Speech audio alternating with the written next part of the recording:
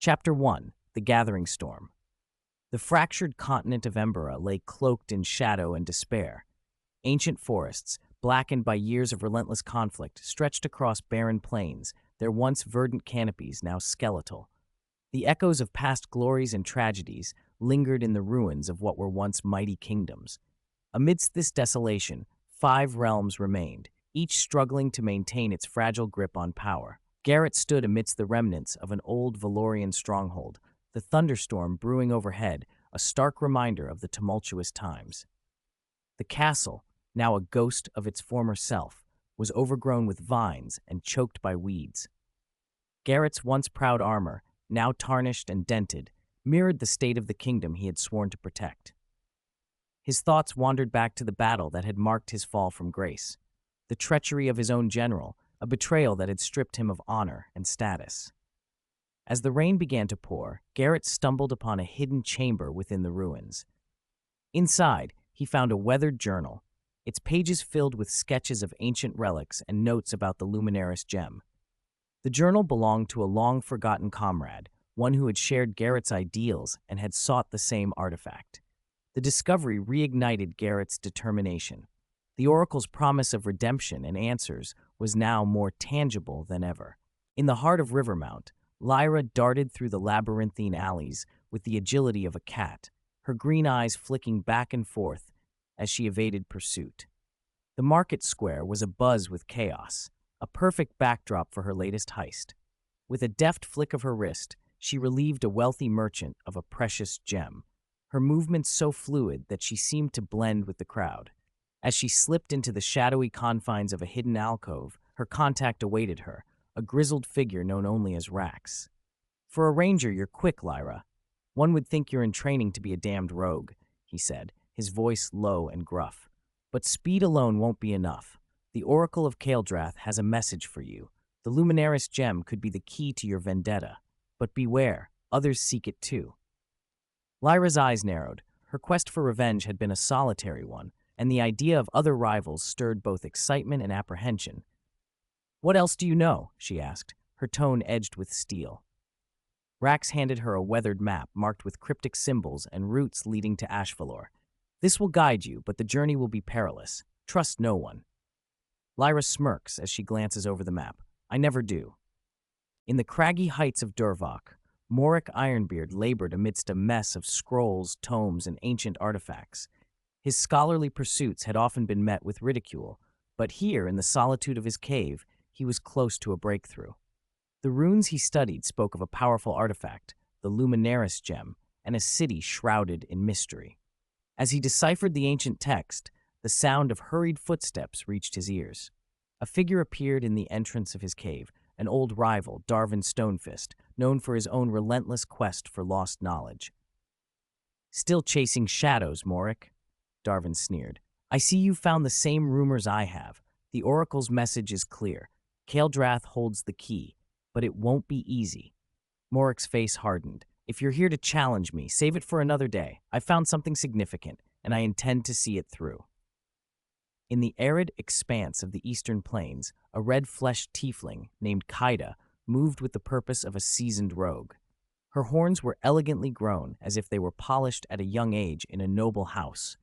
The sun dipped low, casting long shadows as she approached a small village beset by raiders. Her eyes, crimson and sharp, observed the chaos with a mixture of resolve and sadness. Without hesitation, she intervened, using her combat skills to drive the raiders away and protect the villagers. As night fell, Kaida found herself sitting by the fire with the village elder, an elderly man whose eyes held the wisdom of ages. "The storm is coming," he said softly, "and with it, a choice. You seek the Oracle of Kael'drath, but the Luminaris Gem is not merely an artifact. It is a force that will test your very soul." Kaida nodded, the weight of her visions pressing heavily on her shoulders. "I understand. I have seen the devastation in my dreams. I must go to Ashvalor to confront whatever lies ahead." Deep within the ancient woods of Valoria, Silas Thorne performed a ritual to commune with the forest spirits. The ritual was a complex dance of nature and magic, with symbols drawn in the earth and incense wafting through the trees. As Silas chanted in the ancient language of her order, The spirits manifested as glowing wisps of light, their forms shifting and swirling around her. A spirit appeared, its voice like the rustling of leaves. The balance is in jeopardy, Silas. The Luminaris Gem is both a blessing and a curse. The oracle will guide you, but the path is fraught with peril. Silas's heart ached with the gravity of her duty. I will go to Ashvalor. The forest has spoken, and I will follow its guidance. As the five seekers, Garrett, Lyra, Morik, Kaida, and Silas, approached the ruined city of Ashvalor from different directions, the storm intensified. The skies were a roiling sea of black clouds, and the wind howled through the crumbling ruins. The city itself was a spectral silhouette against the storm, its once grand towers now mere skeletons. Each of these adventurers faced their own trials as they neared the city.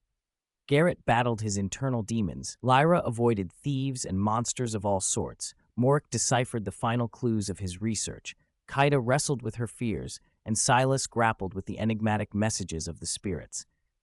Yet, their paths were inexorably drawn together by fate and the promise of the oracle's revelations. In the heart of the city, the oracle awaited, cloaked in shadow and surrounded by ancient symbols glowing with a faint, eerie light. The storm outside mirrored the tumultuous events about to unfold within the city's ruins.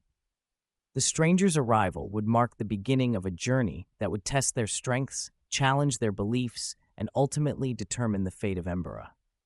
The storm's fury reached its crescendo as the five strangers converged at the heart of Ashvalor, drawn to the same ruined temple by fate and the oracle's enigmatic summons.